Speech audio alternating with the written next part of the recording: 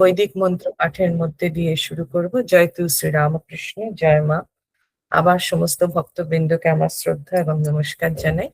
সীতা দিদি, আপনি পাঠ শুরু করুন। আর আজকে যেহেতু মধুমিতা দিকে একটু তাড়াতাড়ি চলে যেতে হবে, সেই জন্য মৌসুমীর গীতা পাঠের পরই মধুমিতা দি মায়ের কথা আজকে আমাদের শোনাবেন। জয় রামকৃষ্ণ। সীতা দি, আপনি পাঠ করুন। জয় তু রামকৃষ্ণ। ওম শ্রী গুরুভ্যো নমঃ। হরি ওম।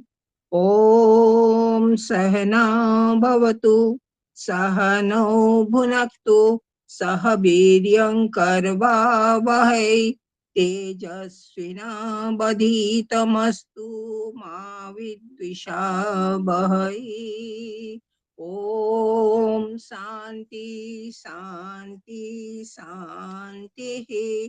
ओम सन्नो मित्रः सं वरुणः, सन्नो भवत्यर्यमा, सन्नो इंद्रो बृहस्पतिः, सन्नो विष्णुरुक्रमः। नमो ब्रह्मणे नमस्ते वायु, त्वमेव प्रत्यक्षं ब्रह्मासि, तमेव प्रत्यक्षं ब्रह्म वदिष्यामि, ऋतं वदिष्यामि, सत्यं वदिष्यामि। तन्मामवतु तद्वक्तारमवतु, अवतु माम् अवतु वक्तारम्। ओम शांति शांति शांतिः। ओम वाग्मे मनसि प्रतिष्ठिता, मनो मे वाचि प्रतिष्ठितम्। आविरावीर्यमेधि वेदस्य माणिस्थः, श्रुतं मे मा प्रहासिः। अनेनाधीतेनाहुरात्रान् सन्दधामि, ऋतं वदिष्यामि, सत्यं वदिष्यामि। तन्मामवतु तद्वक्तारमवतु, अवतु माम् अवतु वक्तारम्, अवतु वक्तारम्। ओम शांति शांति शांतिः। ओम भद्रं कर्णेभिः शृणुयाम देवा, भद्रं पश्येमाक्षभिर्यजत्राः, स्थिरैरङ्गैस्तुष्टु वासस्तनूभिर्यव्यसेम देवहितं यदायुः। स्वस्ति न इन्द्रो बुद्धश्रवा, स्वस्ति न पूषा विश्ववेदाः, स्वस्ति नस्ताख्यो अरिष्ठनेमि, स्वस्ति नो बृहस्पतिर्दधातु। ओम शांति शांति शांतिः।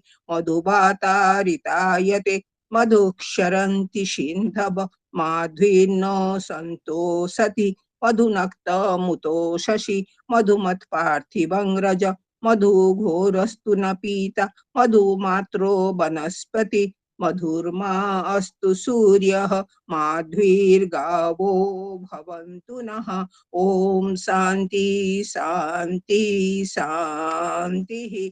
ओम पूर्णमद पूर्णमिदं पूर्णात् पूर्णमुदच्यते, पूर्णस्य पूर्णमादाय पूर्णमेवावशिष्यते। ओम शांति शांति शांतिः। हरि ओम तत्सत्। श्री रामकृष्णार्पणमस्तु। जय ठाकुर, जय मां, जय श्री রামকৃষ্ণ। সীতা দিদির বৈদিক মন্ত্র পাঠের মধ্যে দিয়ে আমাদের প্রভাতকালীন অনুষ্ঠান শুরু হয়। এরপরে ঠাকুরমা স্বামীজির প্রণাম মন্ত্র।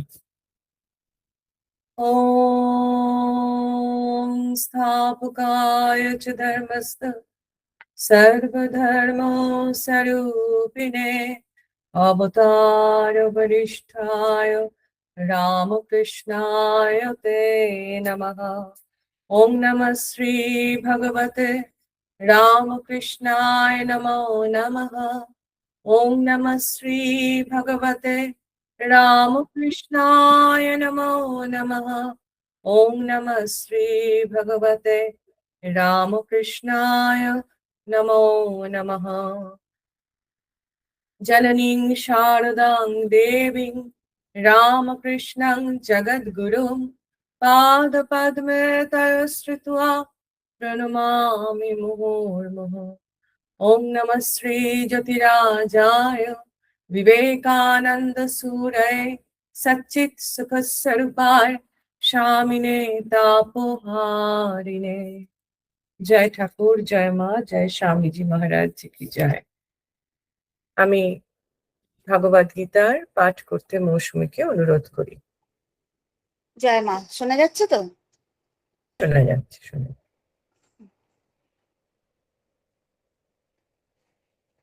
वसुदेवसुतं देवं कंसचाणूरमर्दनं देवकी परमानन्दं कृष्णं वन्दे जगद्गुरुं। श्रीकृष्णं वन्दे जगद्गुरुं। श्रीमद्भगवद्गीता अष्टदशाध्यायः मोक्षसन्न्यासयोग। श्रीभगवानुवाच। আজ আমরা ৭১ নম্বর শ্লোকটি শ্রবণ করব। ভগবান বলছেন, শ্রদ্ধাবান অনশূয়শ্চ শৃণুয়াদপি ইয়ো নরঃ সোপি মুক্ত শুভান লোকান প্রাপ্নুয়াত পুণ্যকর্মণাম। অর্থ, শ্রদ্ধাবান যিনি পরমেশ্বরে এবং শাস্ত্রবাক্যে বিশ্বাসী, অনুসূয়শ্চ যিনি অসূয়াহীন অর্থাৎ ঈর্ষা বা দোষ দৃষ্টি বর্জিত, শৃণুয়াত আপি কেবল শ্রবণ করেন, ইয়ঃ নরঃ যে মানুষ, স আপি তিনিও মুক্তঃ মুক্ত হয়ে যান, শুভান লোকান পুণ্যময় উচ্চতর লোকসমূহ, অনুপ্রাপ্নুয়াত প্রাপ্ত হন, পুণ্যকর্মণাম পুণ্যবানদের প্রাপ্ত। সহজ অনুবাদে হয় যে যে মানুষ ঈর্ষা পরায়ণ না হয়ে কেবল পরম শ্রদ্ধার সাথে এই গীতা শাস্ত্র শ্রবণ করেন, তিনিও সমস্ত পাপ থেকে মুক্ত হয়ে যান এবং পুণ্য কর্মকারী মহাত্মাদের প্রাপ্য শুভ লোকসমূহ অর্থাৎ উচ্চতর স্বর্গীয় বা আধ্যাত্মিক স্তর লাভ করেন। শাস্ত্রীয় আধ্যাত্মিক বিশ্লেষণে দেখা যায় যে পূর্বোক্ত শ্লোকগুলি অর্থাৎ এই অধ্যায়ের ৬৭ নম্বর থেকে ৭০ নম্বর অবধি শ্লোকে ভগবান শ্রীকৃষ্ণ গীতার জ্ঞান প্রচারের মহিমা এবং তা পাঠ করার সুফলের কথা বলেছিলেন। এই ৭১ নম্বর শ্লোক আজ যেটি আমি পড়লাম, সেই শ্লোকে এসে তিনি তাদের কথা বলছেন। কাদের কথা? যারা হয়তো গীতা পড়তে পারেন না বা এর গভীর তত্ত্ব বুঝতে পারেন না, কিন্তু শুধু শ্রবণ করেন, তাদের কথা ভগবান এই শ্লোকে বলছেন যে এমনকি শ্রদ্ধাবান ও অসূয়া শূন্য ব্যক্তিও যদি শোনেন, তিনিও মুক্ত হয়ে পুণ্য কর্মাদের শুভলোক সমূহ প্রাপ্ত হন। শৃণুয়াদপি ইয়ো নরঃ যে ব্যক্তি এই শিক্ষা কারো মুখ থেকে শুধু শোনেন। কি শিক্ষার কথা বলেছেন? এই শ্লোকে অত্যন্ত গুরুত্বপূর্ণ দুটি শর্ত আছে। কি কি? একটি হচ্ছে শ্রবণ করা, আর দ্বিতীয়ত হচ্ছে পাপ মুক্তি, শুভ শ্রবণের লাভ। যে এইটি কি? প্রথমটি কি? প্রথমটি বলছেন, ভগবান এখানে স্পষ্ট করে বলছেন যে কেবল কানে শব্দ গেলেই শ্রবণ সফল হয় না, তার জন্য শ্রোতার মধ্যে দুটি গুণ থাকা আবশ্যক। কি কি গুণ? এক হচ্ছে শ্রদ্ধাবান হতে হবে তাকে, আর দুই হচ্ছে অসূয়াহীনতা, অনুসূয়াহা। এই শ্রদ্ধাবান কারা? শাস্ত্র এবং ভগবানের বাক্যে অবিচল বিশ্বাস, অন্তরে ভক্তি ও বিশ্বাস নিয়ে শুনলে তবেই সেই বাণী হৃদয়ে প্রবেশ করে। তাহলে শ্রদ্ধাবান কারা? প্রশ্ন আসতেই পারে বা আমাদের মনের মধ্যে উঠতেই পারে যে শ্রদ্ধাবান তাহলে কারা? বলছেন যারা আত্মবিশ্বাসী, যাদের এই বিশ্বাস আছে যে হ্যাঁ, আমি সত্যের বা জ্ঞানের সন্ধান করছি। কেবলমাত্র অধ্যাত্ম জগতে না, প্রত্যেক বিজ্ঞানী অর্থাৎ প্রত্যেক অধ্যাত্ম পথের পথিকের মধ্যেই এই শ্রদ্ধা থাকতে হবে। শ্রদ্ধার দ্বারা অনুপ্রাণিত না হলে জ্ঞান লাভ করা যায় না। আবার প্রশ্ন হতে পারে যে শ্রদ্ধা বস্তুটি কি? উত্তর হবে সে শ্রদ্ধা হলো সেই প্রত্যয় যা আমাকে বা আমাদেরকে বুঝিয়ে দেয় যে যে জ্ঞানের সন্ধান আমরা করছি তার একটা তাৎপর্য আছে, যা বুঝিয়ে দেয় যে প্রকৃতির ভেতর এমন একটা কিছু আছে যা আমার জানা উচিত বা আমাদের জানা উচিত, এবং আমরা তা জানবই জানবো। একেই প্রাথমিক শ্রদ্ধা বা বিশ্বাস বলা হয়। অর্থাৎ যে কর্মে নিযুক্ত রয়েছি তার উদ্দেশ্য সম্পর্কে নিঃসংশয় থাকা। যার শ্রদ্ধা নেই তিনি কস্মিন কালেও জ্ঞানের অন্বেষণ করবে না, কারণ তিনি আগে থেকেই জেনে বসে আছেন যে এই পৃথিবীতে জানার কিছুই নেই। বিজ্ঞানী যেমন সত্য অনুসন্ধান করেন, তেমন ধর্মজীবনেও আধ্যাত্মিক যে পথের পথিকরা, তারাও কিন্তু মানুষ বিশ্বাস করেন যে এই জড় জগতের ঊর্ধ্বে একটি সত্তা আছে। তাকে আমি দেখিনি, কিন্তু তিনি আছেন এবং তাকেই আমি খুঁজছি। এই রকম মানুষই কালে অধ্যাত্ম জগতের এক বিরাট দিকপাল হয়ে ওঠেন।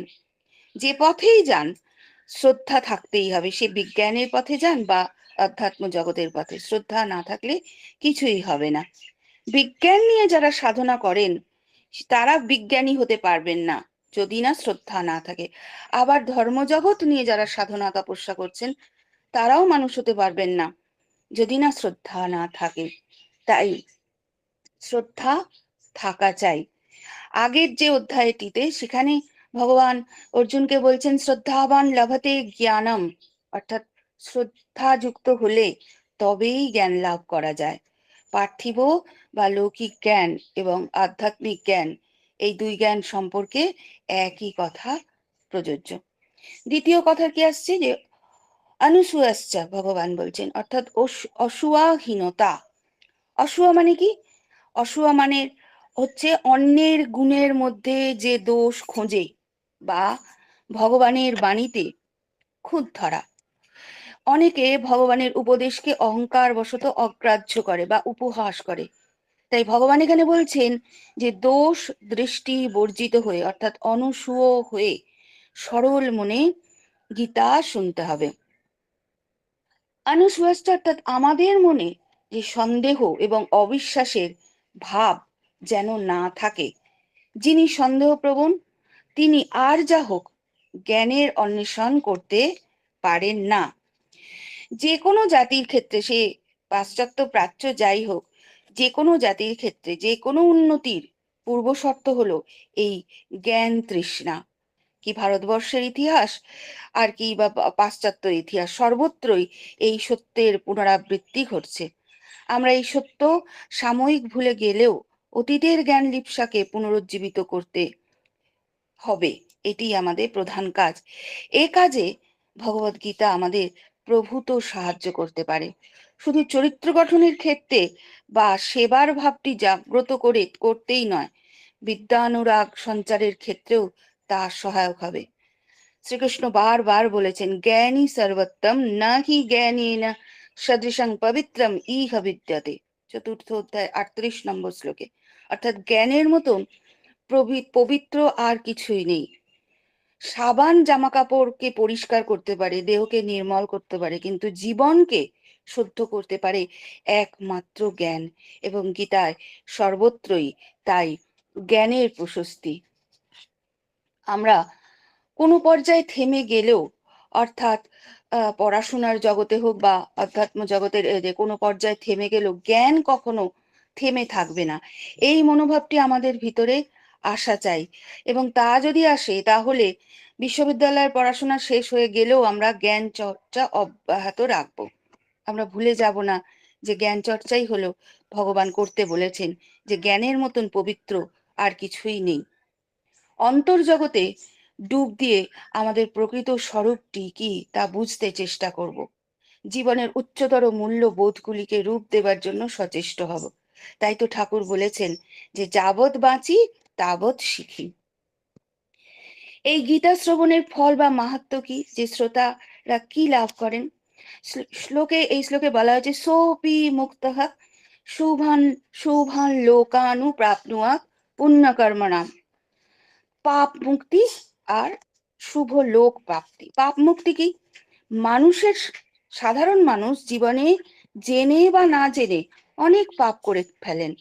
শ্রদ্ধাপূর্বক যদি গীতা শ্রবণ করা যায় এবং শ্রবণ করলে সেই সমস্ত পাপের প্রভাব নষ্ট হয়ে যায়। দ্বিতীয়ত কি বলছেন? শুভ লোক প্রাপ্তি। জগৎ সংসারে যজ্ঞ, দান বা তপস্যার মতো কঠিন পূর্ণকর্ম করলে যে উচ্চ গতি বা শুভ লোক, যেমন স্বর্গলোক বা তার উপরে উপরে যে মহলোক, সত্যলোক, এইসব লাভ হয়। কেবল শ্রদ্ধার সাথে গীতা শুনলেই মানুষ সেই পরম গতি বা পুণ্যবানদের লোকে স্থান পান। আদি শঙ্করাচার্যের মতে এই শ্লোকে গীতা জ্ঞানের প্রতি ভগবানের রুচি বাড়ানোর জন্য এর ফলের প্রশংসা করা হয়েছে। শ্রবণ করার মাধ্যমে মানুষের অন্তরে জ্ঞানের বীজ রোপিত হয়, যা পরবর্তীকালে তাকে পূর্ণ মোক্ষের দিকে নিয়ে যান। সার কথাটি হলো, গীতার এই শ্লোকটি আসলে আমাদের জন্য এক বিশাল আশার বাণী। কি বাণী? না, ভগবান শ্রীকৃষ্ণ অত্যন্ত দয়ালু। তিনি জানেন যে কলিযুগের সাধারণ মানুষের পক্ষে কঠিন যোগ সাধনা বা বেদ উপনিষদের গভীর জ্ঞান অনুধাবন করা অত্যন্ত কঠিন। তাই তিনি ভক্তি ও সরল বিশ্বাসের পথ খুলে দিয়েছেন। যদি কেউ কোনো তর্ক বা অহংকার না রেখে কেবল শ্রদ্ধা এবং সরল মনে শ্রীমদ্ ভগবত গীতার বাণী শ্রবণ করেন, তবে তিনিও পরম কল্যাণের অধিকারী হবেন। এইটি হলো এই শ্লোকের মূল শাস্ত্রীয় শিক্ষা। আজ আমার বাণীকে এখানেই বিশ্রাম দিলাম। योगेशं सच्चिदानन्दं वासुदेवं व्रजप्रियं धर्मसंस्थापकं वीरं कृष्णं वन्दे जगद्गुरुं। श्रीकृष्णं वन्दे जगद्गुरुं। श्रीकृष्णार्पणमस्तु। श्रीगुरुदेव पादपद्मे अर्पणम् अस्तु। জয় ঠাকুর, জয় মা, জয় স্বামীজি মহারাজ। সকল ভক্তদের চরণে আমার অন্তরের প্রণাম। জয়তু শ্রীরামকৃষ্ণ। মৌসুমীর সুন্দর ব্যাখ্যার মধ্যে দিয়ে আমরা প্রত্যেক দিন সমৃদ্ধ হই এবং শ্রদ্ধাবান লভতে জ্ঞানম, এই কথাটি গীতার অত্যন্ত একটি গুরুত্বপূর্ণ কথা বটেই। কারণ সেইখানেই তো এই যে বিশ্ববিদ্যালয়ের যে ডিগ্রি প্রাপ্তি, এবং যে ডিগ্রি প্রাপ্তিতে আমরা মনে করি যে আমি সবকিছু শিখে গেলাম, সেইটাই কি সুন্দরভাবে বলেছেন। সেই জন্য আজকে আপনারা দেখছেন যে অতি উচ্চশিক্ষিত মানুষজনের মধ্যেও সেই শ্রদ্ধা বা ভক্তি বা ভালোবাসা নেই বলে আজকে আমাদের কত বিভ্রান্তি। ঠাকুরের কাছে প্রার্থনা করি যে তিনি আমাদের মনে পূর্ণ শ্রদ্ধা দিন, পূর্ণ পবিত্রতা দিন, তবে এই জ্ঞান আমরা, শুদ্ধা জ্ঞান, শুদ্ধা ভক্তি আমরা নিজেদের জীবনে প্রয়োগ করলে অনেক কিছু হতে পারে। জয়তু শ্রীরামকৃষ্ণ। আজকে যেহেতু মধুমিতা দি একটু তাড়াতাড়ি চলে যাবেন, সেই জন্য আমি অনুরোধ করবো দিদিকে, দিদি আপনি মায়ের কথা আমাদেরকে শোনান। মধুমিতা দি। হ্যাঁ, অনিতা আমাদের প্রথমেই বলেছে আজ একটি বড় শুভ দিন, পুণ্য পবিত্র ক্ষণ, ফলহারিণী কালী পূজার অমাবস্যা তিথি। স্বামী গম্ভীরানন্দের মতে 1279 24শে জ্যৈষ্ঠ, ইংরাজি 1872 সালের 5ই জুন পৃথিবীর বুকে একটি মহা ঘটনা ঘটে গেছে। সেই ঘটনাটি আজ পাঠ করব পূজ্যপাদ স্বামী পূর্ণাত্মানন্দজি মহারাজের চিরন্তনী সারদা বইটি থেকে। জগৎগুরু শ্রী শ্রী রামকৃষ্ণ পরমহংসদেবের সাধনার সূচনা হয়েছিল আদ্যার শক্তির এক রূপ কালীর সেবা পূজার মাধ্যমে। কালী দশমহাবিদ্যার প্রথম রূপ। কালীর দর্শন লাভের পর কিন্তু তার সাধনা থেমে যায়নি। রূপ থেকে গেছেন অরূপে, সাকার থেকে নিরাকারে, সগুণ থেকে নির্গুণে, দ্বৈত থেকে অদ্বৈতে। অবশেষে সব পথে, সব মতে তিনি সেই পরম এককেই দেখেছেন, ঘোষণা করেছেন সেই মহাবাক্য, যত মত তত পথ। সাধনার শেষ হলো, কিন্তু সাধনার ফল যে সিদ্ধি, সেই সিদ্ধিও তো সমর্পণ করে দিতে হবে। সমর্পণ কাকে? যার সাধনা তাকেই। সূচনা হয়েছিল কালীর সাধনায়, শেষ হলো ষোড়শীর পাদ পদ্মে সাধনার ফল সমর্পণে। ষোড়শী দশ মহাবিদ্যার তৃতীয় রূপ, যিনি কালী তিনি ষোড়শী। শুধু নাম ভেদ, শুধু রূপ ভেদ। তাই ফল সমর্পণের জন্য, সাধনার পরিসমাপ্তির জন্য শ্রীরামকৃষ্ণ বেছে নিয়েছিলেন ফলহারিণী কালী পূজার রাত্রিকে। ভবতারিণীর বিগ্রহে তিনি আদ্যাশক্তির সাধনা শুরু করেছিলেন। সারদা দেবীর পূজায় তিনি সেই সাধনার জবনিকা টানলেন, অর্থাৎ তিনি বুঝিয়ে দিলেন আদ্যাশক্তি এবার সারদা দেবীর মধ্যে আবির্ভূতা। মা সারদাকে 6 ছেড়ে 16তে আসন দিলেন, একেবারে পূজার আসন। সব সাধনার শেষে সারদা সাধনা, শেষ পূজা। সারদা পূজার তান্ত্রিক ঠাকুর নিজেই। ফলহারিণী কালিকা পূজার রাত, আসনে আসীন দেবী সারদা, স্থির আত্মমগ্ন, 19 বছরের শরীর, কেশদাম শরীর পশ্চাতে ভুলুণ্ঠিত। প্রদীপের আলোয় মুখমণ্ডল তাম্রাভ, বাইরে অমাবস্যার কালো রাত, পশ্চিমে প্রবাহিনী গঙ্গা, চারপাশে পূজার আয়োজন, পূর্ণ ঘট। পূজারী শ্রীরামকৃষ্ণ, মূর্তি জীবন্ত সারদা ষোড়শী। মন্ত্রপুত কলসের জল নিয়ে ঠাকুর বারংবার শ্রীমায়ের অভিষেক করলেন। তারপর তাকে মন্ত্র শ্রবণ করিয়ে প্রার্থনা মন্ত্র উচ্চারণ করলেন। হে বালে, হে সর্বশক্তির অধীশ্বরী মাত ত্রিপুর সুন্দরী, সিদ্ধির দ্বার উন্মুক্ত করো, ইহার শরীর মনকে পবিত্র করিয়া ইহাতে আবির্ভূতা হইয়া সর্বকল্যাণ সাধন করো। সাধক শ্রীরামকৃষ্ণ তার সাধনার সমস্ত শক্তি, জীবন্ত জপের মালা, এমনকি নিজেকেও একটি প্রণামে নিবেদন করে দিলেন সারদা মায়ের চরণে। হে সর্বমঙ্গলের মঙ্গল স্বরূপে, হে সর্বকর্ম নিষ্পন্নকারিণে, হে শরণদায়িনে, শিব গেহিনী গৌরী, হে নারায়ণী, তোমাকে প্রণাম করি। কালীতে যার সূচনা, ষোড়শীতে তার সমাপ্তি। এটা কি শাস্ত্রসম্মত? হ্যাঁ, সর্বৈব ভাবেই।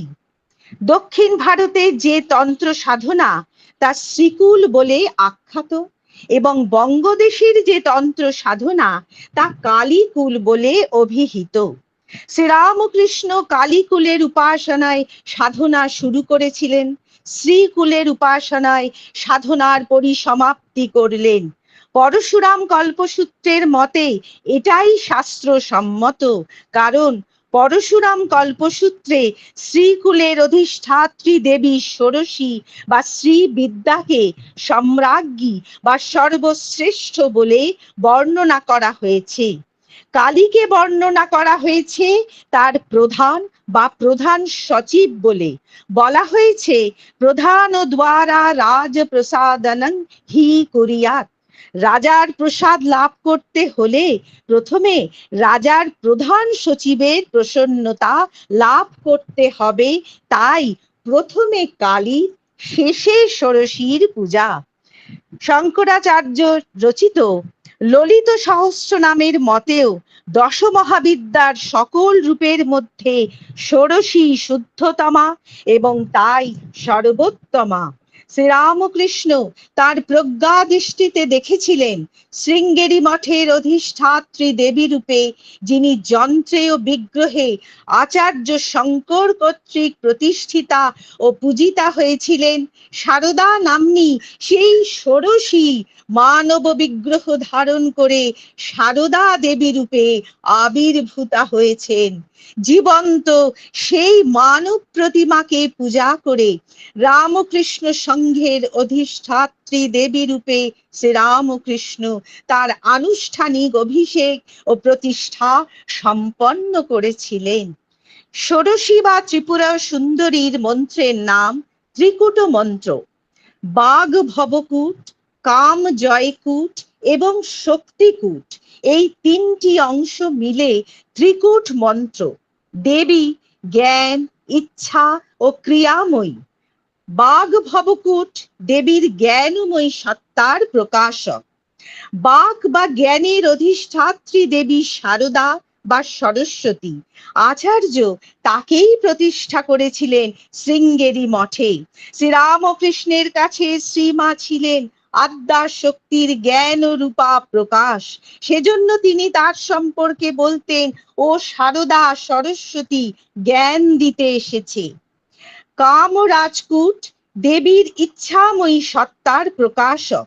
ইচ্ছার অধিষ্ঠাত্রী দেবী কালী, তারই ইচ্ছায় এই জগতের উদ্ভব। শ্রীরামকৃষ্ণ দক্ষিণেশ্বর মন্দিরে তারই আরাধনা করেছেন। শ্রীমাকে শ্রীরামকৃষ্ণ মা ভবতারিণীর সঙ্গে অভিন্ন জ্ঞান করতেন। শক্তিকূট দেবীর কৃপাময়ী সত্তার প্রকাশক। ক্রিয়া বা সংহারের অধিষ্ঠাত্রী দেবী বগলা বা দুর্গা। শ্রীমা নিজে তার বগলা স্বরূপের কথা বলেছেন।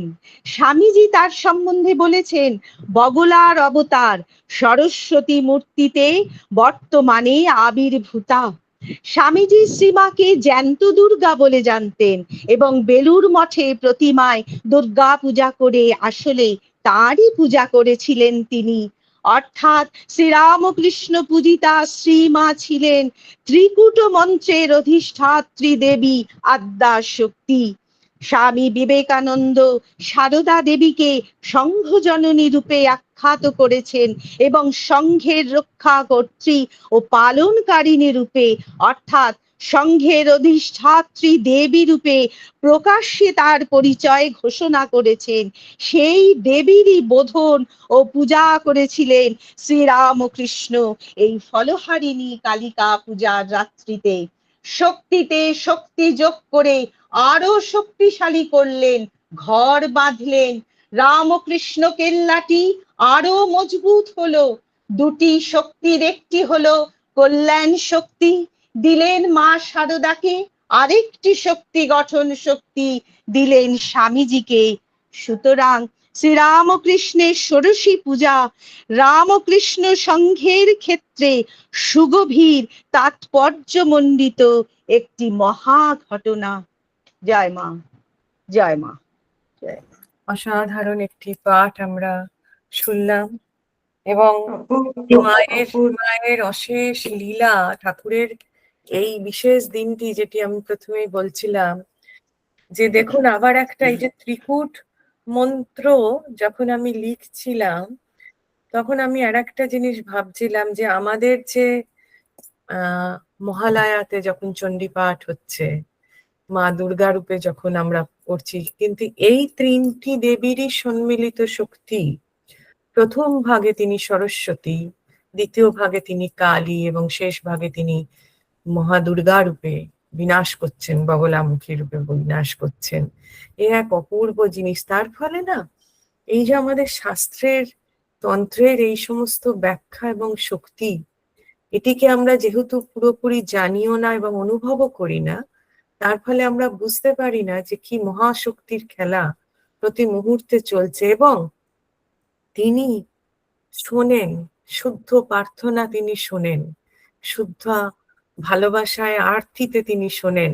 আজকে এই আমাদের যে বইটি সঞ্জীব চট্টোপাধ্যায় লিখেছেন, সেইখানে ঠাকুরের পুজোর সম্বন্ধে একটি অদ্ভুত সুন্দর শব্দ ব্যবহার হয়েছে, যে ঠাকুরের পূজা শুধুমাত্র কোনো শাস্ত্র পূজা ছিল না, ঠাকুরের পূজা ছিল করুণ আরতি মায়ের কাছে।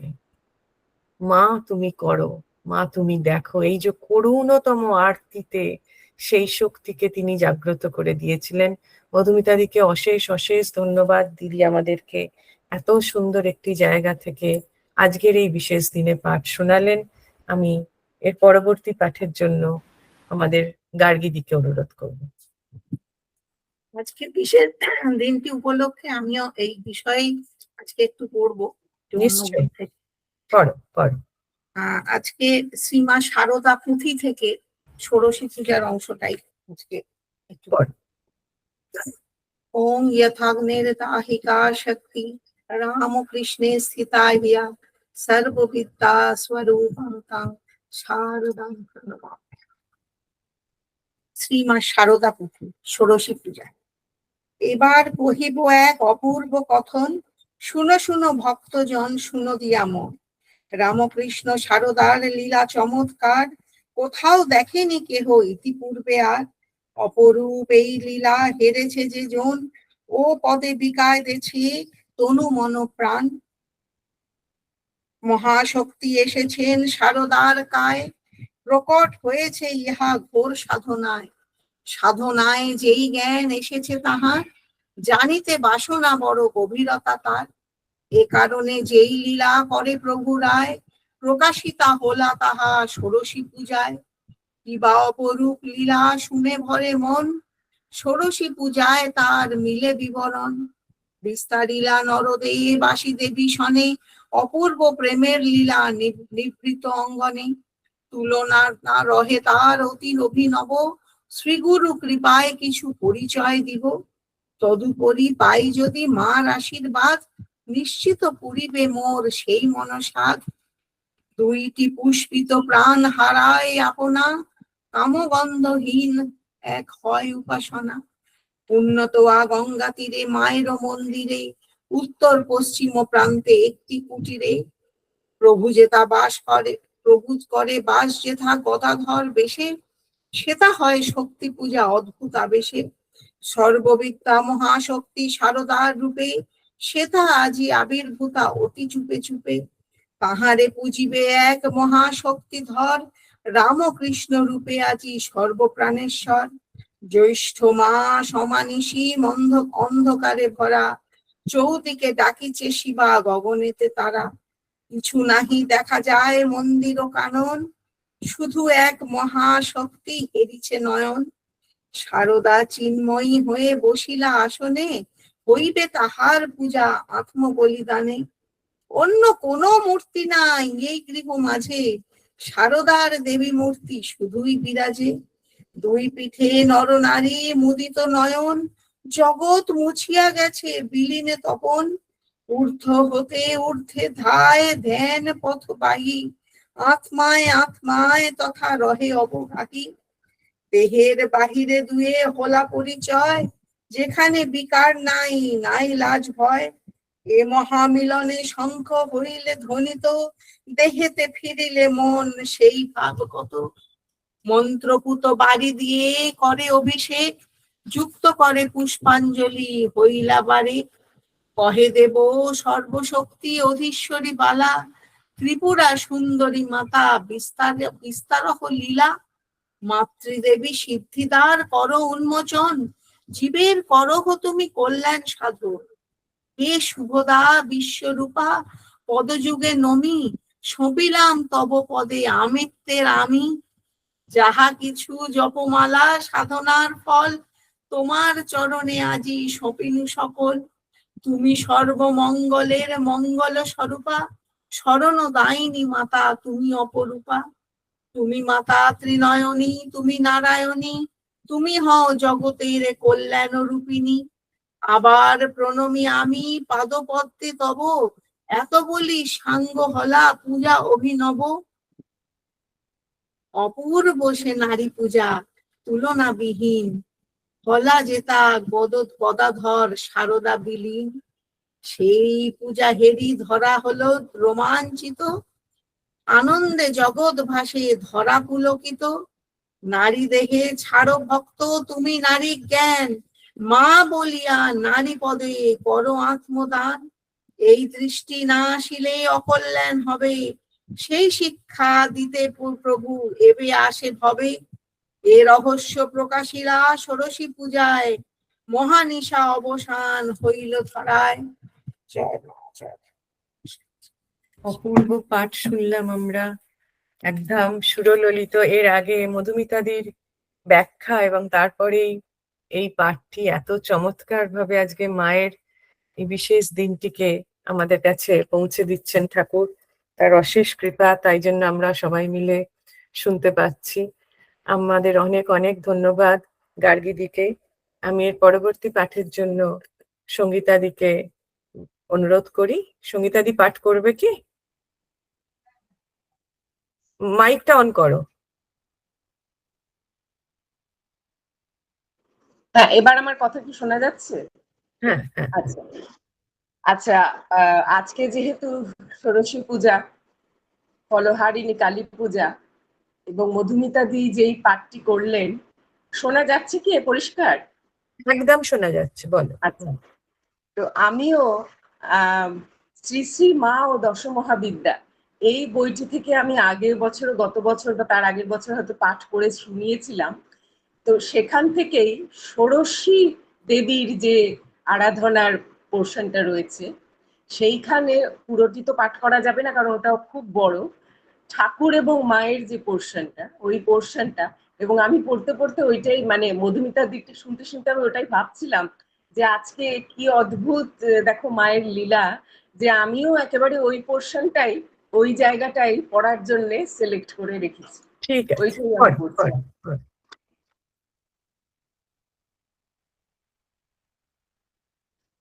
ওম জননীম শারদাং দেবী রামকৃষ্ণম জগদ্গুরু পাদ পদ্মে তয়ো শ্রুত্বা প্রণমামি মুহুঃ। এই ষোড়শী দেবীর পূজা সাধক করেন নিজের সিদ্ধির জন্য। দেবী সিদ্ধিদাত্রী। শ্রী রামকৃষ্ণ দেবের পূজা নিজের সিদ্ধির জন্য নয়, তিনি তন্ত্র সাধনার পথ ধরেই নিজের সহধর্মিণীকে পূজার আসনে বসিয়েছে। তাকে দেবীর মতো আহ্বান, অভিনন্দন করে ষোড়শোপচারে পূজা নিবেদন করেছে। নৈবেদ্য নিবেদনের পর ধ্যানে সমাধিস্থ হয়েছেন।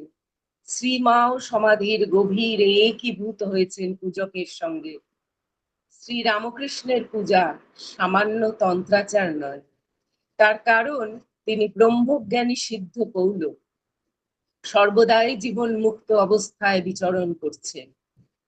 পরমহংসদেব সন্তান ভাবে প্রতিষ্ঠিত ছিলেন। এই জগৎ তার কাছে মাতৃময়।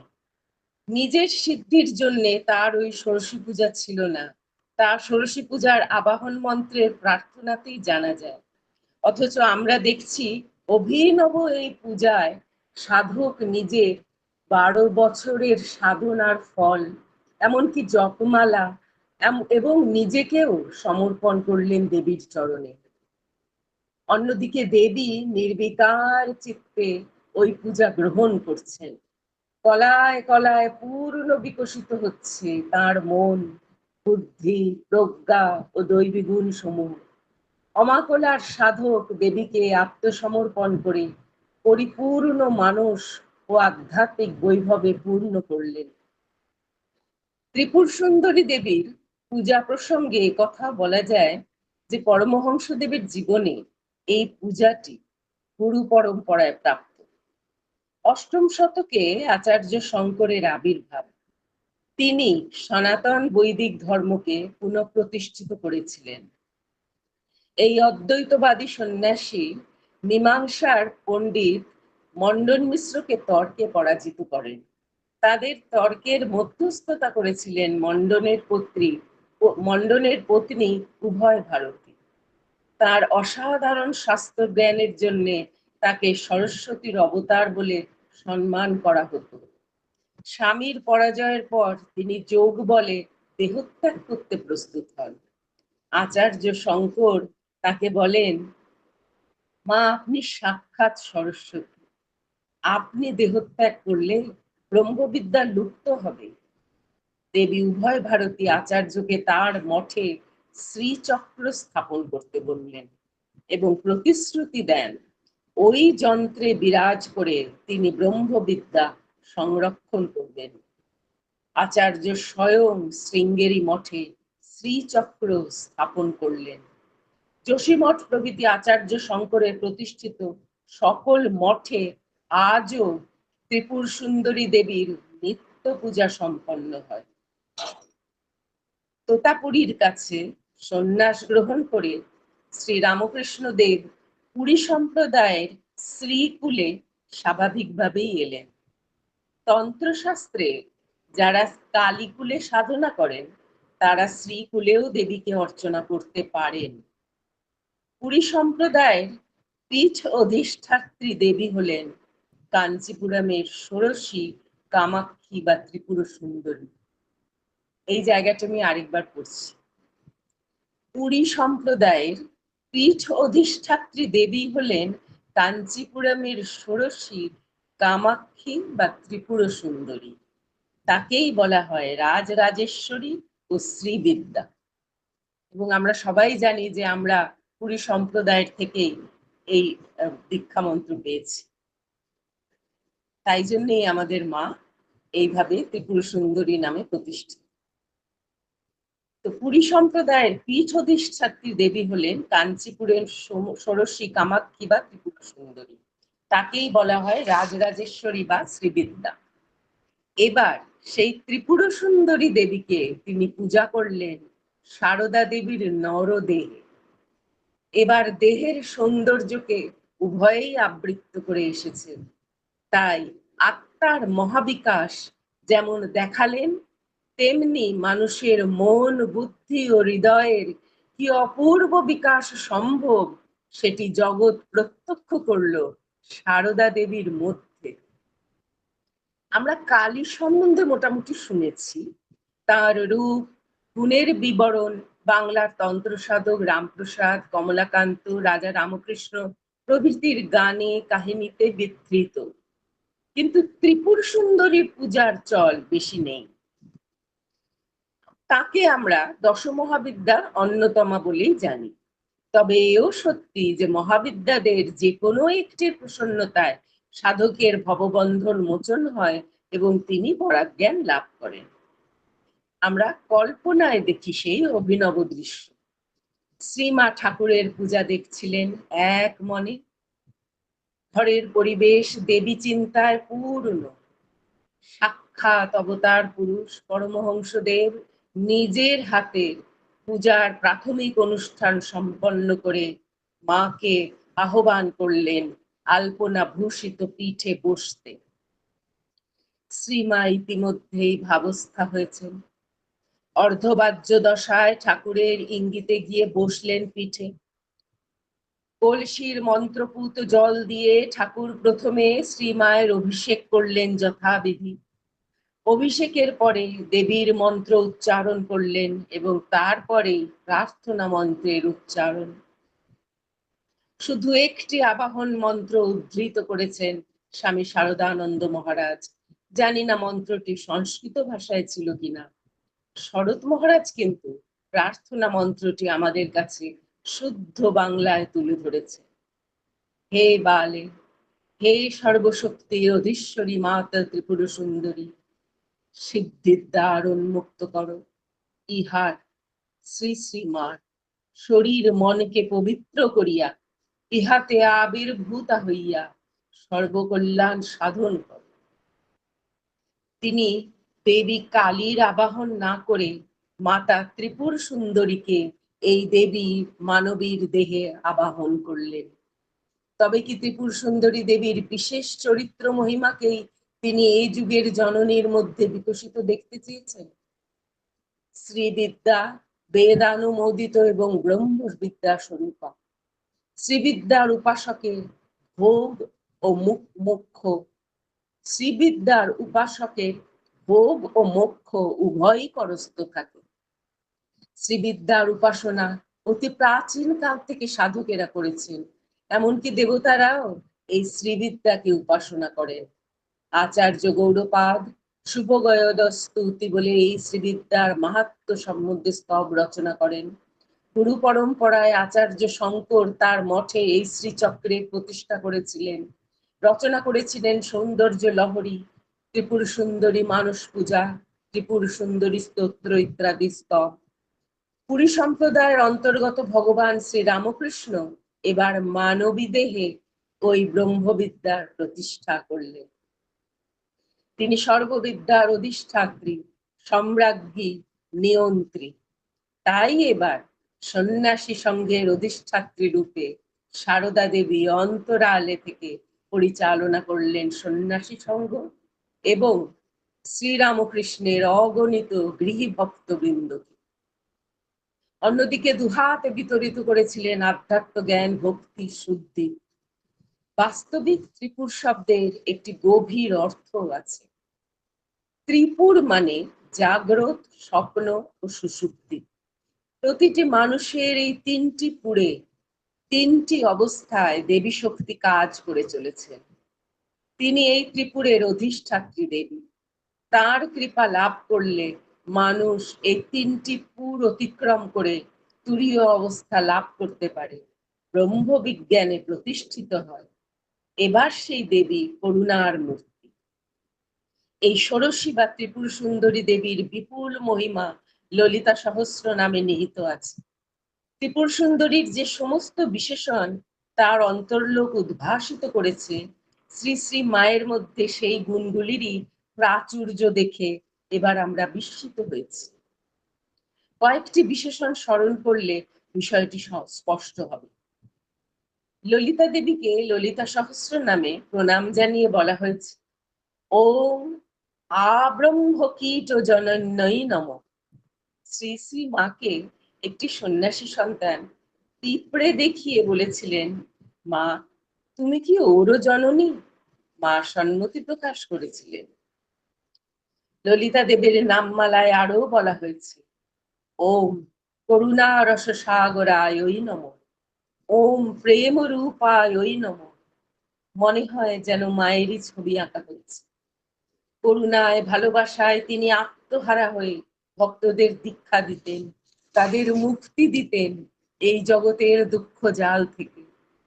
রাত্রে নিদ্রাহীন হয়ে প্রার্থনা জানাতেন, তাদের জন্য জপ করতেন। এই জগতে ওই বিশেষণগুলিকে সার্থক করে এক অপূর্ব জীবন দেখালেন এবারের শ্রী বিদ্যামূর্তি শ্রী শ্রী মা। অথচ একই সঙ্গে তিনি জগদ্ধাত্রী। ললিতা দেবীকে বলা হয়েছে, ওং বিরাগিন্যই নমঃ, ওং অদ্ভুত চরিত্রায় নমঃ। এবার শ্রী শ্রী মায়ের চরিত্রের অদ্ভুত বিকাশ, যুগপত মন, বুদ্ধি, হৃদয় এবং আত্মার। অথচ সেই চরিত্রের করুণা, মাধুর্য, সৌন্দর্যে এবার সেই সঙ্গে মাতৃভাবের প্রকাশে এই যুগে তিনি নারীদের সামনে এক নতুন আদর্শ স্থাপন করলেন। ওম যথা অগ্নি দাহিকা শক্তি রামকৃষ্ণে স্থিতা হিয়া সর্ববিদ্যা স্বরূপান্তাং শারদাং প্রণমাম্যহম।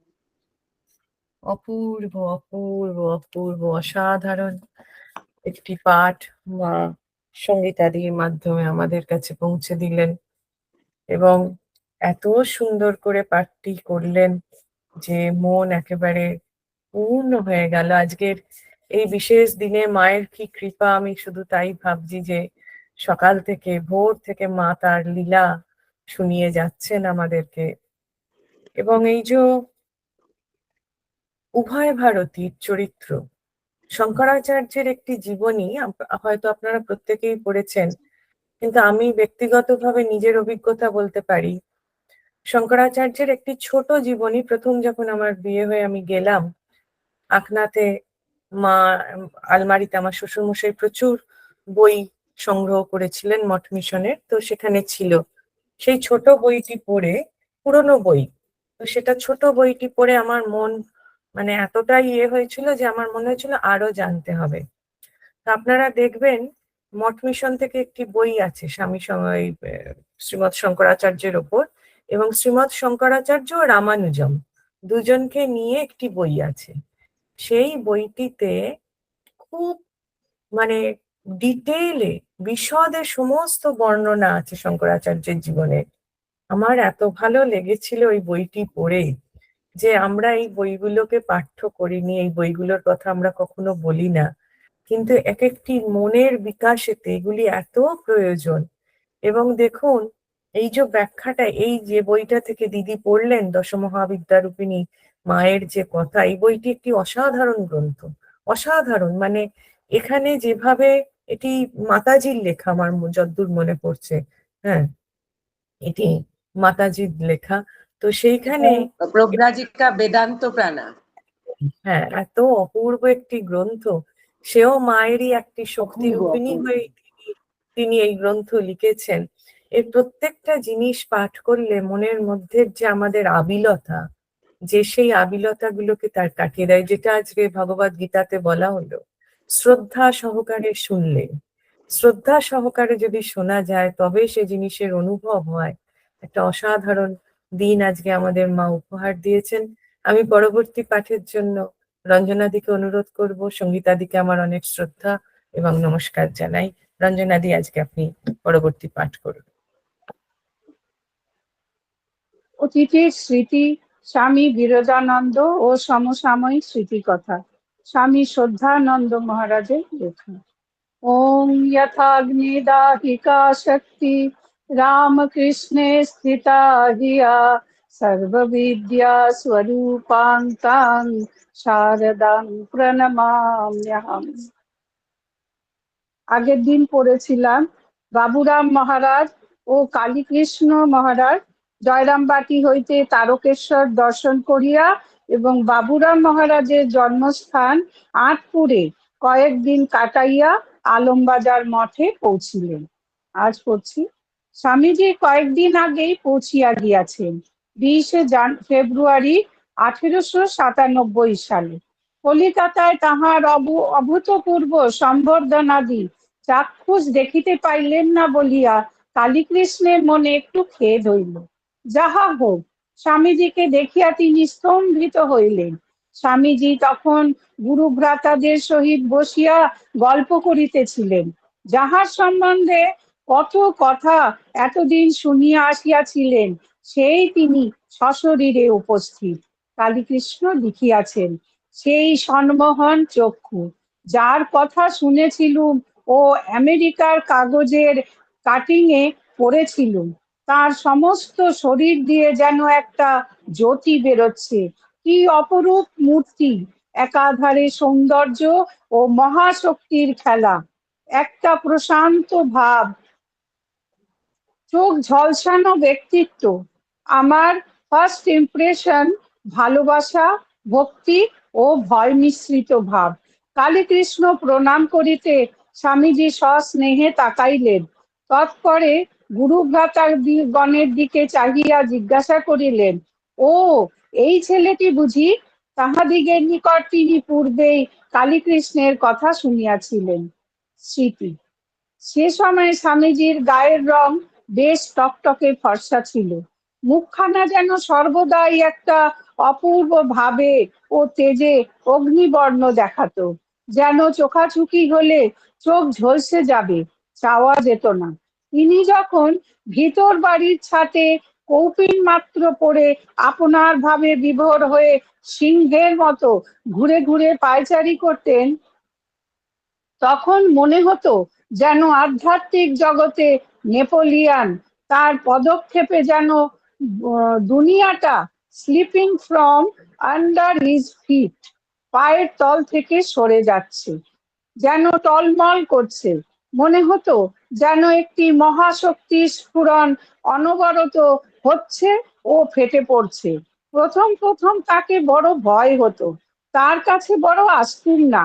কি জানি কি দোষ করে ফেলবো, উনি অসন্তুষ্ট হবেন। যতটা পারতুম তার কাছে কম থাকতুম বা একটু আড়াল করে বসতুম। স্বামীজি দিনের বেলায় কাশীপুরে গোপাললাল শীলের বাগানে থাকিতেন।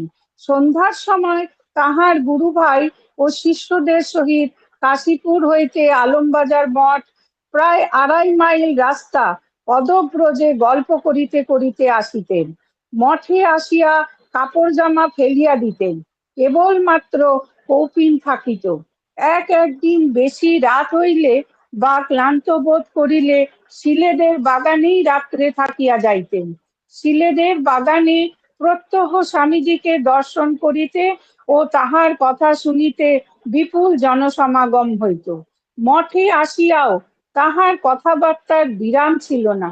গুরু ভ্রাতাদের সহিত হাসি, স্ফূর্তি, গল্প গুজব এবং নানাবিধ প্রসঙ্গ চলিত।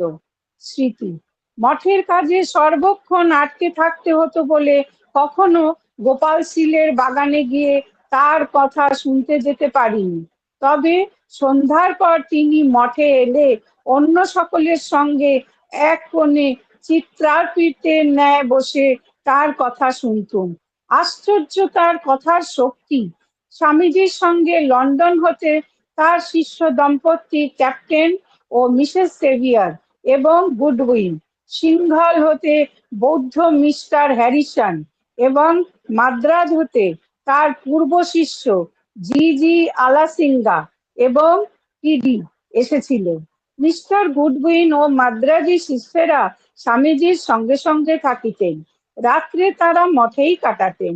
গুডউইন দিন রাত স্বামীজির সেবা করত, ছায়ার ন্যায় সঙ্গে থাকতো।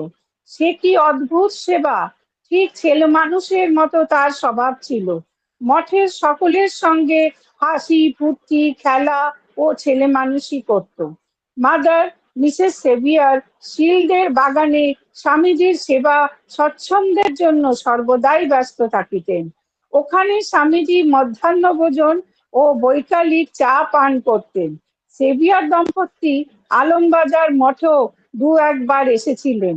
তাদের দেখাশোনা নিরঞ্জন মহারাজ ও হুটকো গোপালদা করতেন। নিরঞ্জন মহারাজের সৌম্য মূর্তি, বীরের মতন চাল চলনের জন্য মিসেস সেভিয়ার তাকে খুব পছন্দ করতেন। বলতেন, he looks like a prince, ওকে রাজকুমারের মতো দেখায়। চিকাগোর ডাক্তার টার্নবুল স্বামীজির দেশে ফিরে আসবার কয়েক মাস আগে হতে ভাবতেছিলেন, আর কলকাতায় এসেছিলেন এবং মঠে যাতায়াত করতেন। গৃহস্থ ভক্তদের অনেকের সঙ্গে পরিচিত হয়েছিলেন। তার মুখে চিকাগোয় ও আমেরিকায় স্বামীজির অদ্ভুত কার্যাবলীর ও প্রতিষ্ঠার অনেক গল্প শুনতুম। স্বামীজি কলকাতায় এলে মিস্টার টার্নবুল প্রায়ই তার কাছে আসতেন। ক্ষেত্রীর মহারাজা স্বামীজির সহিত দেখা করবার জন্য তার সেক্রেটারি মুন্সি জগমোহনের সহিত কলকাতায় এসে কয়েকদিন ছিলেন। মহারাজা আলমবাজার মঠে ঠাকুর দর্শন করে এসে হলঘরে শতরঞ্চি পাতা ঢালা বিছানায় স্বামীজির সামনে হাঁটু গেড়ে করজোড়ে বসে অনেকক্ষণ ধরে কথাবার্তা করেছিলেন। তার সাদাসিধে পোশাক ও বিনীত ভাব দেখে সকলেই আকৃষ্ট হয়েছিলেন। স্বামীজির আদেশ মতো তাদের জন্য ঠাকুরকে বিশেষ করে ফল, মিষ্টান্ন ও হালুয়া ভোগ দেবার ব্যবস্থা করা হয়েছিল। সুশীল রান্নাঘরে হালুয়া তৈরি করছিল। শেষের দিকে হরি মহারাজ ওখানে হঠাৎ উপস্থিত হয়ে সুশীলের হাত থেকে খুন্তিটা নিয়ে একবার নেড়ে দেখলেন, উহা যেন বেশি শুকনো হবার মতো হয়েছে। নামিয়ে ফেলতে বললেন। নামাতে নামাতে কিন্তু শক্ত চাপড়া মেরে গেল। সুশীল অপ্রস্তুত হয়ে বলে উঠল, মহারাজ, কি আশ্চর্য! বেশ তো হচ্ছিল, যেই আপনি হাত দিলেন অমনি কঠিন হয়ে গেল। হরি মহারাজ এই নিয়ে সুশীলকে ঠাট্টা করতেন। কি সুশীল, হালুয়াটা ঠিকই হচ্ছিল, যেই আমি হাত দিলুম হঠাৎ শক্ত হয়ে পড়লো। কিন্তু আশ্চর্য, উহা হালুয়া না হয়ে এমন একটা নতুন ও উপাদেয় জিনিস তৈরি হলো যে সকলেই খেয়ে তারিফ করতে লাগলো। এই সময় কালীকৃষ্ণদের দলের যাহারা তখনও গৃহে থাকিয়া কলেজে পড়াশোনা করিতেছিলেন, তাহাদের মধ্যে খগেন ও সুধীর পরে যথাক্রমে ওনারা বিমলানন্দ ও শুদ্ধানন্দ মহারাজ হয়েছিলেন। স্বামীজির জ্বলন্ত ত্যাগের উপদেশে প্রভাবান্বিত হইয়া মঠে যোগদান করিলেন। কানাই, নির্ভয়ানন্দ, সুশীল, প্রকাশানন্দ, হরিপদ, বোধানন্দ এবং সুকুল আত্মানন্দ ইতিপূর্বেই মঠে আসিয়া গিয়াছিলেন। এইরূপ বিদ্বান, সচ্চরিত্র, উৎসাহী ও বৈরাগ্যবান যুবকগণকে পাইয়া স্বামীজির আনন্দের সীমা ছিল না। স্বামীজি আসিবার পর মঠে বেশি লোক যাতায়াত করিত এবং মাদ্রাজি ভক্তেরা থাকাতে সরগরমও ছিল। মাদ্রাজি ভক্তদের জন্য লঙ্কা ও তেঁতুল দিয়া রসম করম্বু হইত, ইডি রাঁধিতেন। তিনি খুব সরল ও আমোদপ্রিয় ছিলেন। তাহাকে এবং স্বামীজির যুবক শিষ্য গুডউইনকে লইয়া সকলে খুব আনন্দ করিতেন।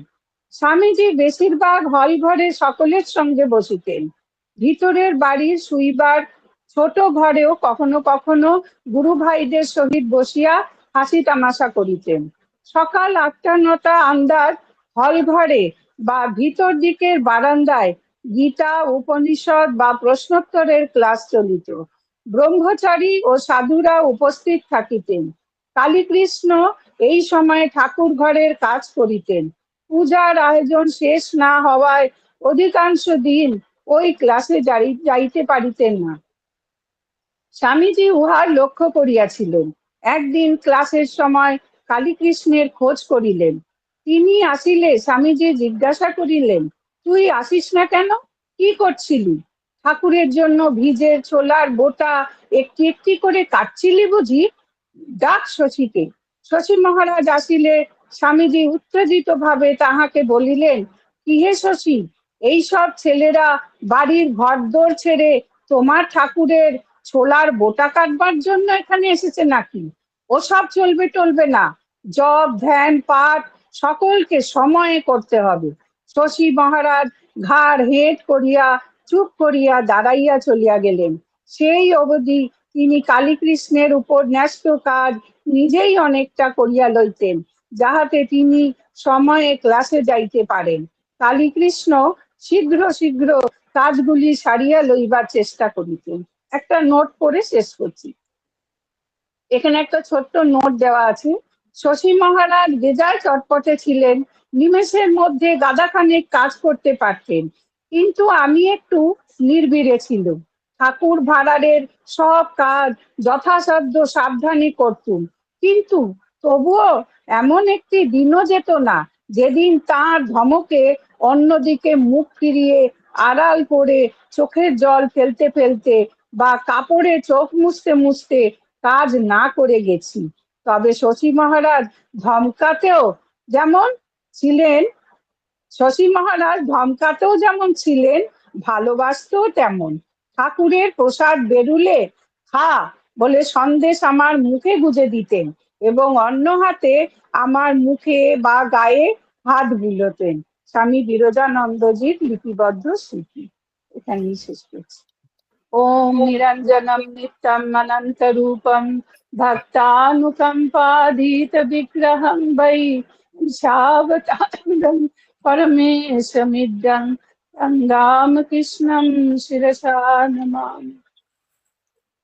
অপূর্ব সব পাঠ, অপূর্ব সব জীবন কথা। রঞ্জনাদিকে অনেক অনেক ধন্যবাদ এবং শ্রদ্ধা যে এই যে জীবন কথাগুলো তুলে ধরা। এবং দেখুন, এই যে আমরা বলি আজকের দিনে কেউ একটু বকলে সহ্য করতে পারে না, হ্যাঁ, তাহলে এগুলো কত বড় শিক্ষণীয় যে তিনি কালীকৃষ্ণ মহারাজ, পরবর্তীকালে স্বামী বিরজানন্দজি, এবং তাকে এরকম ভাবে প্রত্যেকদিন তিনি তো দুঃখ পেয়েছেন, তিনি কষ্ট পেয়েছেন, কিন্তু তারপরেও তিনি এই যে শিখে আজকে বিরজানন্দজি হয়েছিলেন, তার পেছনের ধাপগুলো আমরা কেউ আর দেখি কি না। সুন্দর সম্পর্কগুলো সন্ন্যাসীদের ছিল। হ্যাঁ, এবং দেখুন স্বামীজি বকছেন শশী মহারাজকে, সেখানে তিনিও কোনো আজকের দিনে কেউ কাউকে একটা কথা বলতে পারে না, শেখাতে পারে না, যে কারণে আমাদের শেখার প্রবণতা কমে যাচ্ছে। সবাই আমরা ভাবি যে আমারটাই আগে শুনতে হবে। মানে এই জীবনগুলো এত দরকারি জানা। অনেক অনেক ধন্যবাদ দিদিকে আমাদের কাছে এগুলি তুলে ধরার জন্য। আজকের শেষ পাঠটিতে আমার মনে হলো যে মায়ের কথাই হোক, মায়ের কথাই হবে, কিন্তু একটু অন্যভাবে। আজকের এই বিশেষ দিনে সমস্ত ভক্তকুলকে আমার শ্রদ্ধা এবং প্রণাম জানিয়ে ঠাকুরমা সমগ্র সঞ্জীব চট্টোপাধ্যায়ের সেই বিশেষ গ্রন্থটি থেকে একটি জায়গা পাঠ করব, যেখানে কালী কি রকম। কারণ আমরা যে ত্রিপুরা সুন্দরীর কথা পড়ছি, আমরা যে সকাল থেকে মায়ের 3টি রূপের বর্ণনা শুনছি, শ্রী শ্রী রামকৃষ্ণ পরমহংসদেবের সেই আরাধনার একটি বিশেষ অংশ জুড়ে, বিরাট অংশ জুড়ে মা কালীর উপস্থিতি। এবং সেই উপস্থিতি শুধুমাত্র উপস্থিতি বলে নয়, সেই রূপে তিনি শ্রী শ্রী মাকে দর্শন দিয়ে বলেছিলেন, তোমার একজন বোন আছেন দক্ষিণেশ্বরে। তাহলে আপনারা তো এতদিনের যে আমাদের অধ্যয়ন বা অনুভব, সেখানে আমরা দেখছি বারবার মহাপুরুষরা বলছেন যে শ্রী শ্রী মা কিরম ভাবে মিশ্রিত, মা সরস্বতী রূপে, মা কালী রূপে, মহা দুর্গা রূপে তিনি মিশ্রিত। তাহলে আজকে আমরা একটু দেখে নিই, আমরা একটু দেখে নিই মা কালীর কি ব্যাখ্যা সঞ্জীব চট্টোপাধ্যায়ের কলমে, তার অনুভবে ঠাকুরই লিখিয়েছেন কথাগুলো বলে আমি বিশ্বাস করি। কালী কেন কালো? দূরে, অনেক দূরে, তাই তিনি কালো। তুমি জানো না, তাই তিনি কালো। তোমার অজ্ঞতাই কালী।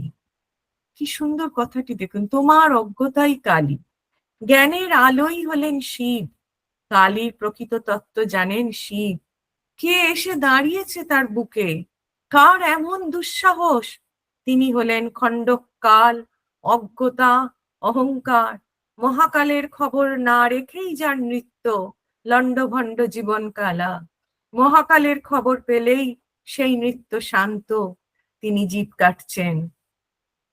কালী শব্দটির মধ্যে কাল শব্দটি রয়েছে। মহাকালের সঙ্গে ঠাকুর বলেছেন, মহাকালের সঙ্গে যিনি রমণ করেন তিনিই কালী। কালকে যিনি কলন করেন, খণ্ড খণ্ড করেন, বিভাজন করেন, অনন্তকে টুকরো টুকরো করেন, প্রতিটি জীবনের সময় নির্ধারণ করে দেন, প্রতিটি জীবনকে যিনি রক্ষা করেন তিনিই কালী।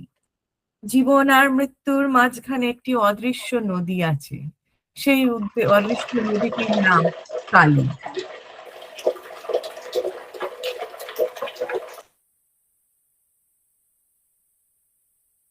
বিবেকানন্দ মাকে দেখেছিলেন মৃত্যুরূপা কালী রূপে। তিনি বীর জীবন সাধক ছিলেন। মৃত্যুকে গলায় মালা পরিয়ে নরম নরম স্তোত্রে তোষণ করে তিনি প্রত্যাশা করতেন না। তিনি মাকে দেখেছিলেন, সত্য তুমি মৃত্যুরূপা কালী, সুখবনমালী তোমার মায়ার ছায়া। আবার কোথাও যেন একটা না বলা কথা আছে, ভীষণ একটি রহস্য আছে।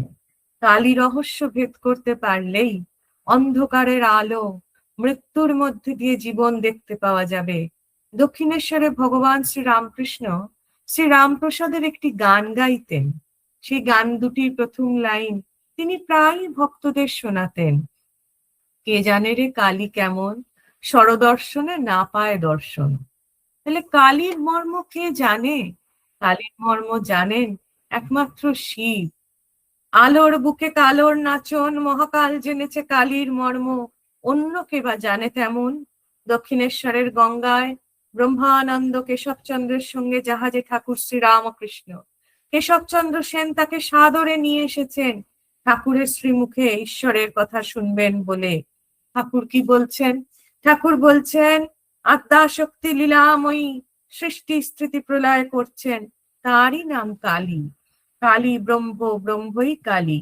কালিকা পুরাণের সহজ সৃষ্টিকে, তার তত্ত্বকথাকে ঠাকুর সহজ করে বলছেন, কালো নাম স্বয়ং দেব, দেবতাটির নাম কালো। সৃষ্টি স্থিতি প্রলয়ের মালিক তিনি। তিনি কালের নিয়মেই ধ্বংস করছেন, আবার সৃষ্টি করছেন। প্রলয়ের পর সৃষ্টি হচ্ছে, সৃষ্টির পিছনে আছে এক বিরাট পুরুষের সৃজন ইচ্ছা, আর সেই পুরুষ হচ্ছেন ব্রহ্মা, জ্ঞান স্বরূপ। ব্রহ্মা একা করবেন তার ইচ্ছে আছে, কিন্তু বীজ কোথায়? বীজ না হলে তাহলে তো সেই ইচ্ছা ফলবতী হবে না। তখন তিনি জ্ঞান স্বরূপ পরম ব্রহ্ম শ্রী শক্তির কাছে ব্রহ্মা তাকে আনলেন ত্রিগুণাত্মিকা শক্তি রূপে প্রকৃতিকে। সেই প্রকৃতি মায়া রূপিণী পরমেশ্বরের ইচ্ছার সাহায্যে তাকে প্রকৃতি আর পুরুষ শুরু হলো মায়ার খেলা। সৃষ্টির কাজটি তিনি ঘাড় ধরে করিয়ে নেবেন। প্রকৃতি হচ্ছে নাদ্যা শক্তি, অর্থাৎ শ্রী শ্রী চণ্ডী বলছেন তথাপি মমতা বর্তে মোহ গর্তে নিপাতিতা মহামায়া প্রভাবেন সংসার স্থিতিকারিণা। সংসারে স্থিতিকারিণী মহামায়ার প্রভাবে জীব এই মোহরূপ গর্তে আবর্তে মমতারূপ আবর্তে নিক্ষিপ্ত হয়। এই শক্তি জগতের সকল জীবকে মোহাচ্ছন্ন করে রেখেছেন। তিনিই অন্ধকার, আবার তিনিই আলো, তিনিই জ্ঞান, তিনিই অজ্ঞান, তিনি মুক্তি, তিনিই বন্ধন। ঠাকুর বলছেন একই বস্তু। যখন নিষ্ক্রিয় থাকে, সৃষ্টি স্থিতি প্রলয় কাজ করছে না, তখন ভাবি তাকে ব্রহ্ম। আবার যখন তিনি সব কাজ করছেন, তখন তাকে কালী বলি, শক্তি বলি। একই ব্যক্তি, নাম রূপ ভেদে। ঠাকুর এবং মা একই ব্যক্তির সেই সত্তা থেকে দুটি রূপে প্রকাশিত হয়েছে। অপূর্ব সেই ধ্যান মূর্তিতে যখন আমরা দেখছি, ঠাকুর তার মায়ের কথা বলতে পেরে ভীষণ খুশি হতেন। বলছেন শোনো, তিনি নানাভাবে লীলা করছেন। তিনি মহাকালী, নিত্যকালী, শ্মশানকালী, রক্ষাকালী, শ্যামাকালী। মহাকালী নিত্যকালীর তন্ত্রে আছে, যখন সৃষ্টি হয়নি, চন্দ্র সূর্য গ্রহ পৃথিবী ছিল না, নিবিড় আধার, তখনও তিনি মহাকালী রূপে মহাকালের সঙ্গে বিরাজ করছেন। রামপ্রসাদের গানে আছে, সৃষ্টি যখন ছিল না, তখন তুই মুন্ডমেলা কোথায় পেলি মা? 10 হাত 10 পা 10 বুক, কেন তাকে যে 10 দিক দেখতে হবে, যেতে হবে, করতে হবে। এই সেই ত্রিশক্তি, কর্তা কর্ম ক্রিয়া। নীলকান্ত মণির মতন অঙ্গ প্রভা। ঠাকুর বলছেন শ্যামাকালী অনেকটা কোমল ভাব, বরাভয় দায়িনী। গৃহস্থ বাড়িতে তারই পূজা হয়। আবার যখন মহামারী, দুর্ভিক্ষ, ভূমিকম্প, অনাবৃষ্টি, পাপাচার হয়, তখন রক্ষাকালীর পূজা করতে হয়। শ্মশানকালী তো সংহার মূর্তি। ঠাকুরের দর্শনে এই বিরাট সৃষ্টিতে ভয়ঙ্করী সদা ব্যস্ত এক মহাগৃহিণী সৃষ্টির অঙ্গনে ঝমঝম করে ঘুরে বেড়াচ্ছেন। ঠাকুর মথুর ভাবের কাছে আবদার করলো দক্ষিণেশ্বরের মা ভবতারিণীকে অনেক গয়না পরানোর ইচ্ছে হয়েছে। শ্রীপাদ পদ্মে নূপুর, পাঁজরে চুটকি আর জবা বিল্লপত্র, মায়ের হাতে সোনার বাউটি। শ্রীপাদ পদ্মে নূপুর, অগ্র হাতে বালা, নারিকেল ফুল, পইছে, বাউটি, মধ্য হাতে তাবিজ, বাজু, তার। তাবিজের ঝাঁপি থেকে আবার টুলটুল করে দুটো ঝর্ণার মতন জিনিস ঝুলছে। গলায় চিক, মুক্ত সনাতন সাতনরি মালা, সোনার 32 নর, তারাহার সব রয়েছে। মাথায় মুকুট, কানবালা, ঝুমকো, নাকে নথ। সেই ঠাকুর মাকে দেখতেন রাত্রিবেলা। মা যেন বালিকার মতন শ্রীঅঙ্গে শ্রীমন্দিরে লাফালাফি করছেন, নাচছেন, খেলছেন। এত সব অলংকার করে ঝমঝম করে শব্দ হচ্ছে। দক্ষিণেশ্বরের মহাপীঠস্থানে মহামন্দিরে মা কালিকা বালিকার মতন ছুটে বেড়াচ্ছেন। এই ক্রীড়া দেখে ঠাকুর অবাক হয়ে দেখতেন, তিনি এই মাকেই যে দেখেছিলেন কাশীতে অন্য রূপে। তিনি দেখেছিলেন মা তখন একা নয়, সঙ্গে স্বয়ং শিব। মণিকর্ণিকার মহাশ্মশানে সার সার চিতা জ্বলছে। সমাধিস্থ ঠাকুর দর্শন করছেন। প্রতিটি চিতার পাশে গম্ভীরানন্দের মতন বিশ্বনাথ রয়েছেন, আর মুমূর্ষুদের কানে কানে তারক ব্রহ্ম ঢেলে দিচ্ছেন। আর মা বসে বসে এক একটি করে গ্রন্থি খুলে দিচ্ছেন আমাদের, এবং আরোহণ করছেন নিজে হাতে, অষ্টপাশের গ্রন্থি খুলে দিচ্ছেন। তিনিও কালী, তিনিও কালী। ঠাকুর কেশবচন্দ্রকে বোঝাচ্ছেন সৃষ্টি নাশের পর আবার সৃষ্টি, সৃষ্টির পর থেকে আদ্যাশক্তি জগতের ভিতরে থাকেন, জগৎকে প্রসব করছেন, আবার জগৎকে বিনাশ করছেন। বেদেতে একটি শব্দ আছে, শব্দটি হচ্ছে ঊর্ণনাভি। সেই ঊর্ণনাভি মানে হচ্ছে মাকড়সা আর তার জাল। আমরা সবাই দেখেছি মাকড়সা যখন জাল বানায় সে কিন্তু একদম মধ্যিখানে বসে থাকে, সেই জন্য বলছে মাকড়সার ভিতর থেকেই জাল বের হচ্ছে, আবার সেই জালের ওপরে তিনি বসে তাকে অন্তঃসাৎ করে নিচ্ছেন। ঈশ্বরের জগতের আধার এবং আধেয় তিনি একসাথে। বেদান্তির কালী, যে কালী তত্ত্ব কথা, সেই তন্ত্রে কালী হলেন বর্ণময়ী। খুব ভালো করে এখানটা শুনবেন। কেন মা সরস্বতী, কেন মা বাগদেবী, এবং কেন শব্দের এত সুশব্দ প্রয়োজনের মানে ব্যবহারের প্রয়োজন একটি দেশ এবং সমাজের পক্ষে। বলছেন বেদান্ত মতে কালী তত্ত্ব হচ্ছে বর্ণময়ী, যা প্রকাশ করে তাই বর্ণ। বর্ণমালা সৃষ্টি হয়েছিল, বিশ্ব সৃষ্টি, বিশ্বের তত্ত্ব, সকল তত্ত্বের মর্মকথা প্রকাশ করেছিলেন। শ্রী রামপ্রসাদ বললেন কালী 50 বর্ণময়ী, তুমি বর্ণে বর্ণে নাম ধরো, অ থেকে স্বরবর্ণ যত, আর ক থেকে যত ব্যঞ্জন বর্ণ, সবই অক্ষর রূপিণী কালী। মাতৃকা থেকে এই বর্ণ, আর মাতৃকা বর্ণই মুন্ডমালা। উপনিষদ আর তন্ত্র কেমন যেন এক জায়গায় এসে মিলে গেল। আজকে সেই বর্ণমালা না থাকলে আমি আপনি একটি বর্ণও মুখ দিয়ে উচ্চারণ করতে পারতাম না। মান্ডুক্য উপনিষদ বলছে অকার, ঐকার, নকার, চন্দ্রকলা এবং বিন্দুর মিলনে ওমকারের সৃষ্টি। এই ওম ওঙ্কার আদি রূপ শব্দে এর বিনাশ নেই। প্রথম আদি তব শক্তি, গীতা বলছে অক্ষরং পরং ব্রহ্ম। তাহলে আমরা কোথায় এলাম? আমরা এলাম ওই অক্ষরমালা, বর্ণমালা আর মাতৃকা বর্ণমালা, তিনটে জিনিস এক হয়ে যাচ্ছে। অ থেকে ন পর্যন্ত যার পরিসর, ওই একটি প্রণবে গাথা আছে ওম। আচার্য গৌড়পাদের কথা বলছিলেন সঙ্গীতাদি। আচার্য গৌড়পাদ মান্ডুক্য উপনিষদের ব্যাখ্যাতে বলেছিলেন অকার হচ্ছে যেন মা পা রাখলেন মহাকালের বুকে, শেষ পাদ হচ্ছে ম, মায়ের দ্বিতীয় পদ শিবের পায়ে, মাঝে একটি উ, সেই উটি হচ্ছে যেন মালার সুতো। 50 বর্ণমালাকে ওঙ্কারে নিবিষ্ট করেছে। মায়ের গলায় মুন্ডমালা আসলে যে ওঙ্কার, মাথার ওপরে ওয়ের মাথায় যে অর্ধচন্দ্রকলা, তিনি হলেন প্রকৃতি, আর বিন্দুটি হলো যেন আধার ব্রহ্ম। দুজনে যেন চন্দ্রবিন্দুর মতন বিরাজ করছেন।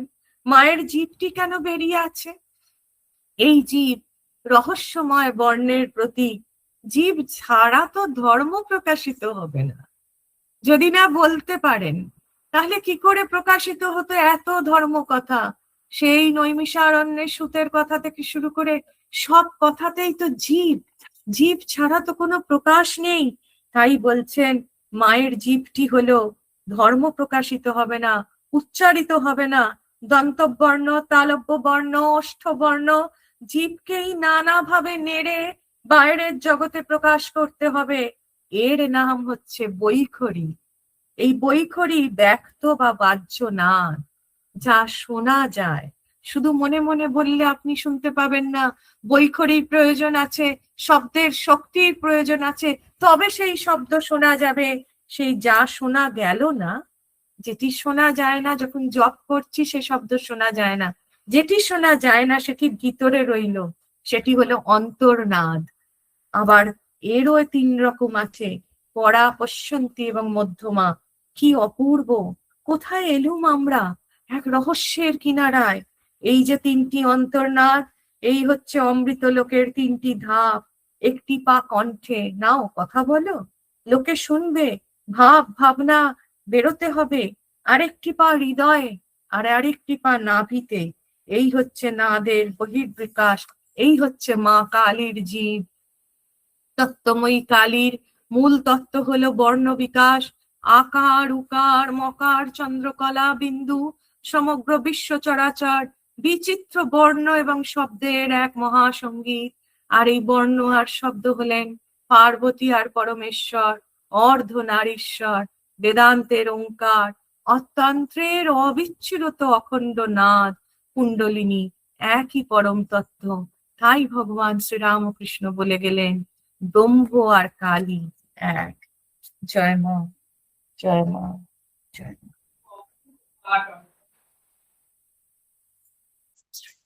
সুনিতা, পূর্ব পাঠ, অপূর্ব, অসাধারণ। এই যে পাঠ যেটা লেখা সেটা তো আছেই, সেটা তো অনবদ্য, কিন্তু আজকে যে তুমি পাঠ করলে, যে ভাব নিয়ে যেভাবে প্রকাশ করলে, এটাই ওই সবচেয়ে বড়। বৈখরি যেটা বলছেন, এইটা একটা মানে অপূর্ব অপূর্ব, খুবই সুন্দর হয়েছে। মায়ের কৃপা, মা তোমাকে দিয়ে এরম ভাবে মা, বলিয়ে নিয়ে আমাদের শুনিয়েছেন, মা মানে ছাড়া আমরাও ধন্য, তুমিও ধন্য। মায়ের কৃপা, মায়ের মায়ের কৃপা। সব মায়ের কৃপা। এবং এই যে মায়ের জিভের এই ব্যাখ্যা, সঞ্জীব চট্টোপাধ্যায় গৃহী হতে পারেন, কিন্তু উনি মহাসাধক। মহাসাধনা ছাড়া এই জিনিস ব্যাখ্যা করা যায় না।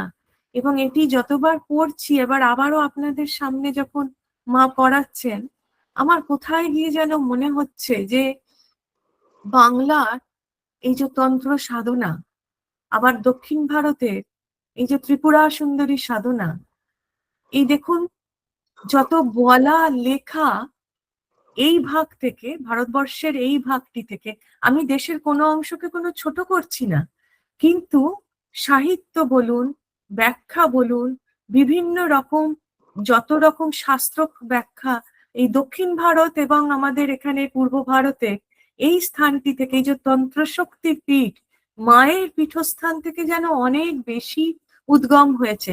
একটা সময় এটা কাশ্মীরে ছিল, কারণ কাশ্মীরে সারদাপীঠ ছিল। মার্তণ্ড মন্দির যেমন ধ্বংস হয়ে গেছে, শঙ্করাচার্য সারদাপীঠ, সেই সারদা মন্দিরকে আবার পুনর্জীবিত করা হচ্ছে।